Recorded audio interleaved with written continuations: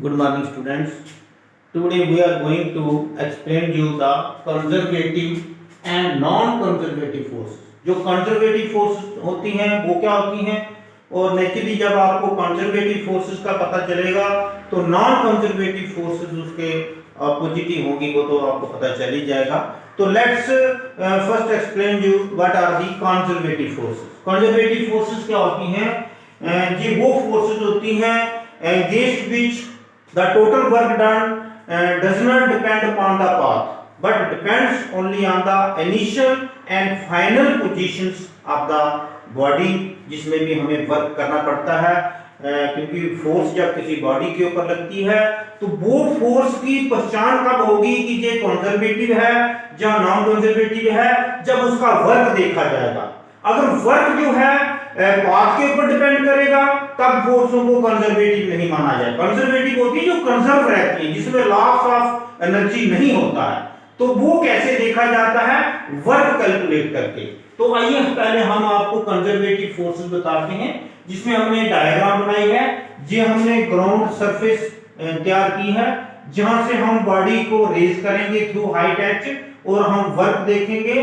दो पाथ हैं, एक पाथ 1 में देखेंगे, एक पाथ 2 में, जिसमें हम आपको बता पाएंगे कि ग्रेविटेशनल फोर्स जो होती है वो कंजर्वेटिव होती है. इसी तरह से इलेक्ट्रिक फोर्स भी कंजर्वेटिव फोर्स होती है.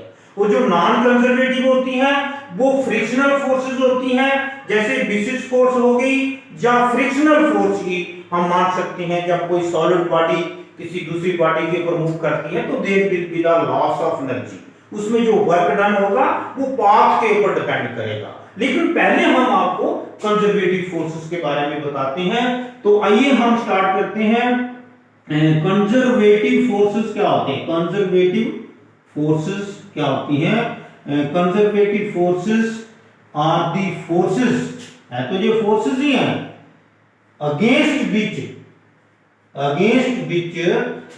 जिनके द्वारा जो है against which the total work done depends only on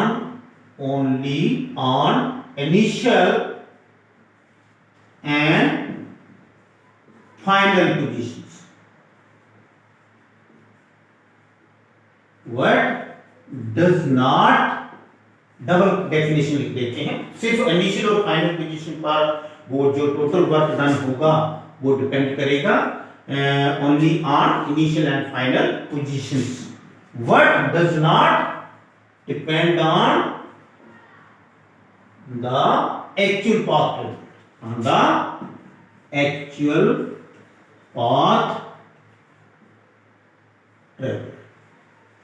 work done होगा एक्चुअल पाथ के ऊपर नहीं डिपेंड करेगा. किसके ऊपर डिपेंड करेगा? इनिशियल एंड फाइनल पोजीशन के ऊपर. जिसकी इसकी एग्जांपल्स हैं.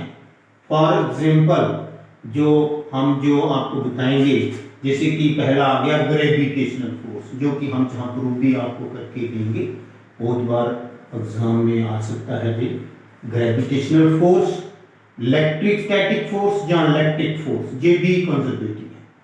तो हमें जो प्रूव करना है वो ग्रेविटेशनल फोर्स प्रूव कर देंगे कि वो कंजर्वेटिव है, कंजर्व रहती है, मतलब कांस्टेंट रहती है. उसका टोटल वर्क डन जो है वो पाथ डिपेंड, जो जैसे कि हम बॉडी को जहां से, जिसका मास m है, जहां से हाइट h के थ्रू जो रेज करेंगे, चाहे हम पाथ नंबर 1 से डायरेक्ट कर दें, जहां हम इसको ऐसे करके फिर थोड़ा ऐसे करें, फिर इसको वर्टिकली करें, फिर हॉरिजॉन्टल करें, तो वहां पहुंचाएं. हमारा काम है इस हाइट तक पहुंचाना. और जो टोटल वर्क डन है इस रास्ते से ले जाओ या इस रास्ते से ले जाओ, वो बराबर है.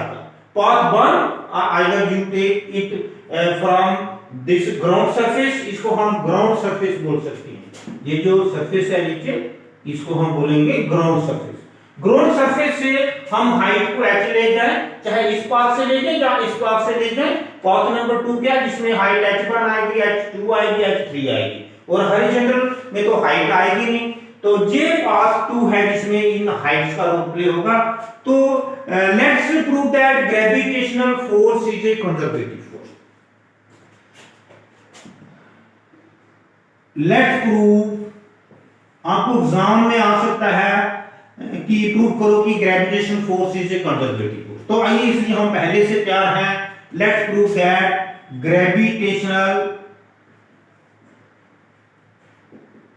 Force is a conservative force. बेटा कंजर्वेटिव तो आपको पता चल गया है, ऊपर मैंने डेफिनेशन लिख दी है।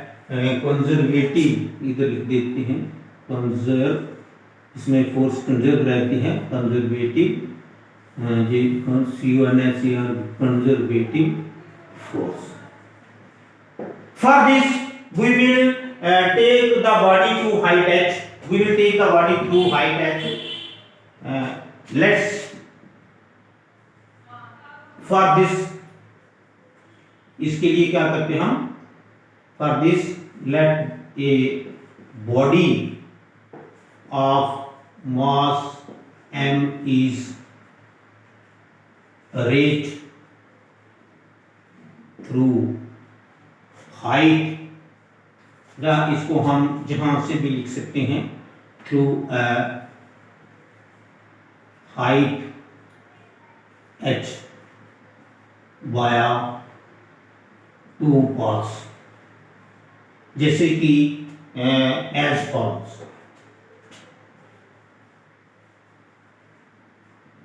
तो देखो हम उसमें वर्क डन फाइंड करते हैं। तो वाया पाथ 1, पहले वाया पाथ 1 करते हैं।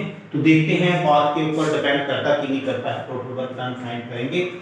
तो through height h, raise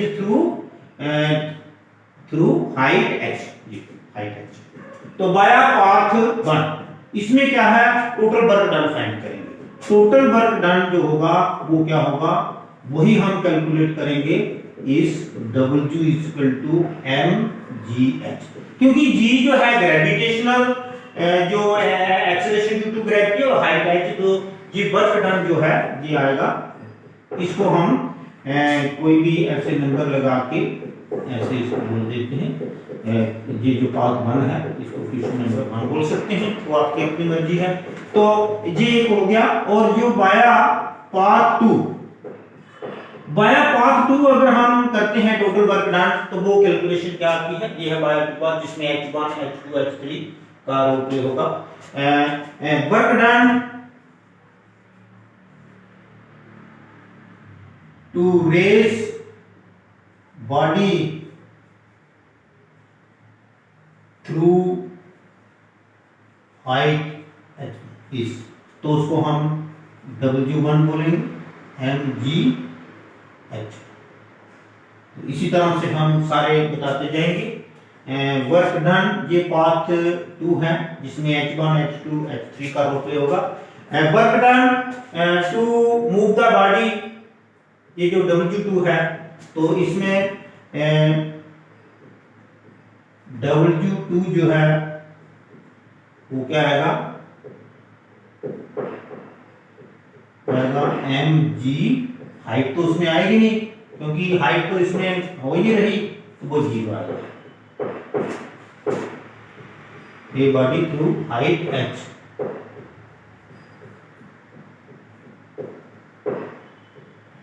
work done to raise body through height h, वो क्या आती है देखते हम। पहले h1 किया, फिर h2 तो है नहीं, h2 इधर है, वो उसमें W2 और ये W3, ये W3 जो है h3 के लिए आएगा, mgh2। इसी तरह से W4 में हाइट नहीं है, W4 क्या आएगा, mg, हाइट 0 है तो उसमें वर्क डन 0 आएगा। इसी तरह से W5 आपको दिख रहा है, इसमें h3 का W4 में 0 आ गया, ये क्योंकि इसमें हाइट तो बनी नहीं, तो जिसमें आपकी ग्रेविटेशनल फोर्स भी नहीं लगेगी, नहीं कैलकुलेट होगी, क्योंकि हाइट का रोल प्ले नहीं आ रहा है। mgh होता है जिसमें h 0 आ जाएगा, तो वो फोर्स तो लगेगी नहीं। तो W5 जो है ये आएगा mgh3 आएगा, इसमें हाइट नंबर 3।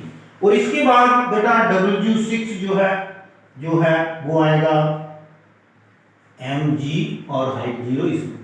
तो total work done via path 2 देखो total work done 10, total work done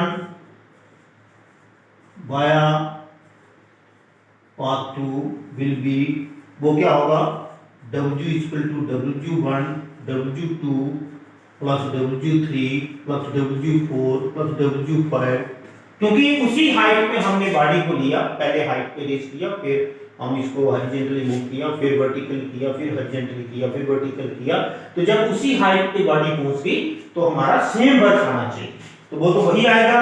तो इसमें सारी वैल्यूज आप इसमें यूज करें, W1 की जगह आप mgh1 लिखें, W2 की जगह 0 लिखें, mgh2 लिखें, W3 की जगह W4 जो है उसकी जगह आप 0 लिखें, W5 में mgh3 लिखें और आगे 0। तो जैसे आप देखेंगे तो हमारे पास ये फैक्टर आ गए mgh2 वाला, mgh3 वाला, और इसमें आप बड़े ध्यान से देखिए, mg आप कॉमन कर लीजिए, h1 plus h2 plus h3, तो बेटा h1 plus h2 plus h3 क्या बन गया, ये तो h ही बन गया, ये तो आपको लग रहा है वही हाइट है, चाहे वो पहले हाइट h1 की, फिर h2 की, फिर h3, तो वो तो h के इक्वली हो गया, तो हेंस टोटल वर्क डन जो है वो mgh सेम आया जैसे कि जहां पे आया ये, तो इक्वेशन नंबर 2 जो है, जो वाया पाथ नंबर 2 है, उसमें भी यही आ गया, बिकॉज ये सिंपल सी बात है, because h equal to h1 h2 plus h3, जब ये h1 plus h2 plus h3 की जगह हम h लिखेंगे जहां पे, तो mgh बनेगा, hence the path does not depend upon the path, जो फोर्स है gravitational force does not depend upon the path, whether you take the body via path number 1 or you take the body through height, raise the body through height h via path number 2, तो इसमें work done जो है वो क्या आ रहा है, mgh, hence the gravitational force is a conservative, let's prove that gravitational force is a conservative force, ये हमने प्रूव कर दिया। तो फॉर दिस हमने क्या किया, let a body of mass m is raised through a height h by 2 cos x cos, ठीक, hence ये हम लास्ट में लिखेंगे, hence the gravitational force is a conservative force, from equation 1 and equation 2 it is clear that work done is same, hence the gravitational force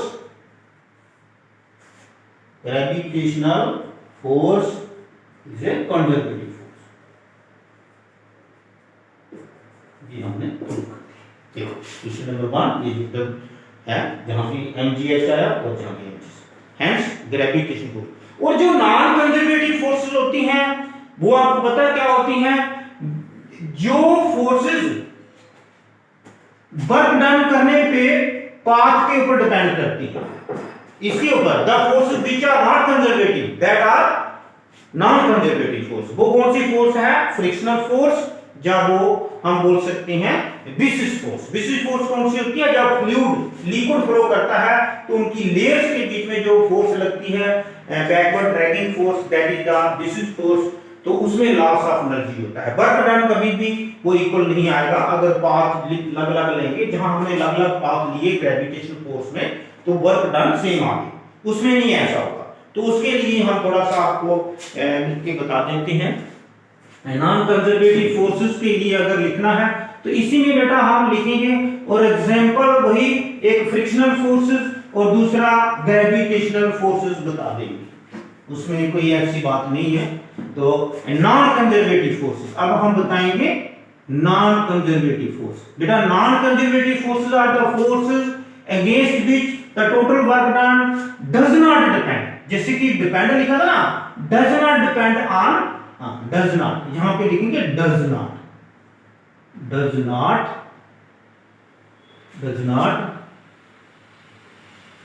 depend on initial and final, but depends किसके ऊपर करेंगी? जब सीधा एक ही लिख दो, एक ही लिख देते हैं, डज नॉट, इसको डबल लिखने की जरूरत नहीं है। Non conservative forces are the forces एंगेज which the total work done depends on the actual path, actual ACTU, actual path. तो उसकी एग्जांपल्स कौन सी होगी? जैसे कि फ्रिक्शनल फोर्स, इसमें ज्यादा कोई बताने की जरूरत नहीं, फ्रिक्शनल फोर्सेस जो भी होंगी, और viscous forces, BISCOS, viscous force, frictional forces and viscous. इसके लिए प्रूफ कोई नहीं मांगेगा आपका। तो ये है non conservative forces are the forces against which the total work done depends on the actual path, actual path, actual path, ये बात, ये था आज का conservative and non conservative. Okay, have a nice day.